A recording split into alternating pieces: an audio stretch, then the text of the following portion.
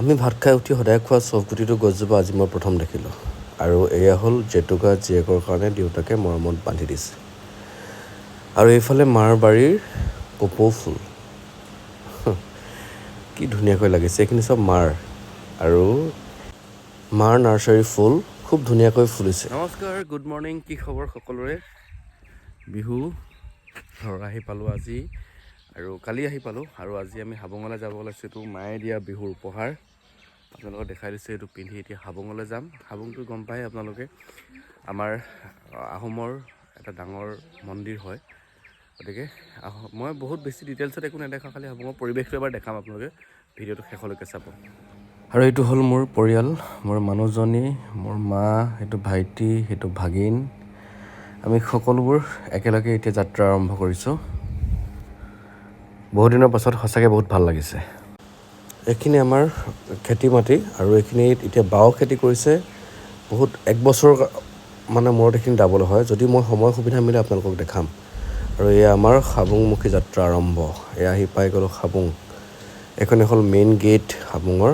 সেইটো দেখিছে, এইটো চৰাঘৰ নিচিনা, মানে মেইন মন্দিৰটো সেইফালে আছে, তালৈকে যাম। এয়া পৰিৱেশটো খুব ধুনীয়াকৈ সজাই পৰাই ৰাখিছে। ভাল হৈছে, আগতকৈ আৰু বেছি ভাল হৈ গৈ আছে আৰু আমি আশা কৰোঁ এনেকৈ আৰু ডেভেলপ হৈ গৈ থাকক। এইটো আপোনালোকে দেখিছে, মই নতুনকৈ দেখুওৱা বা কোৱাৰ কোনো প্ৰয়োজন নাই। খালি মই মানে কেনেকৈ আহিলে ক'ত এইফালে হাত ধুবলৈ, আপোনাৰ হাত ভৰি ধোৱাৰ হেৰিটো আছে, এইফালে চাকি জ্বলোৱা এইটো। আৰু আমি চাকি জ্বলাবলৈ ইয়ালৈ আহিলোঁ হাত ভৰি ধুই। তাৰপাছত ইয়াতে চাকি ধূপ দি মেইন মন্দিৰটোলৈ যাম। এইটো হ'লো মেইন মন্দিৰটো। তাৰ ভিতৰলৈ যাওঁ ব'লক, কি হয় তাত দেখাম।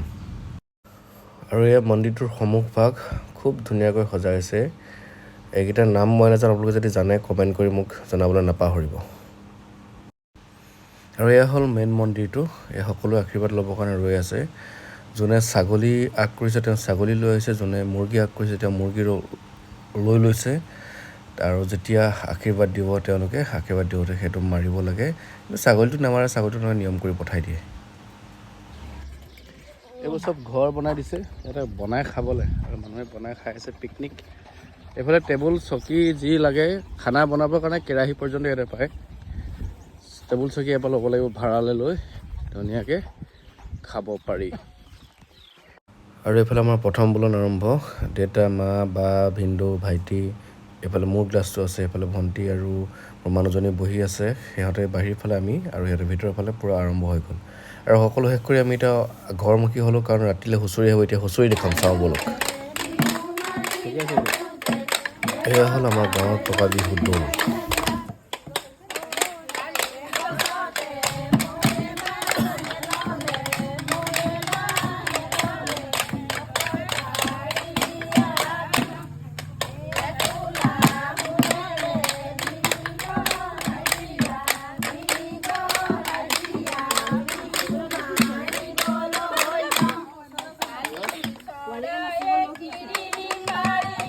গাঁৱৰ ৰাইজে এইবাৰ মানুহজনীকো টানি নি বিহু নাচিবলৈ লগাই দিয়ে। চাওকচোন কেনেকৈ নাচিছে মানুহজনীয়ে মোৰ।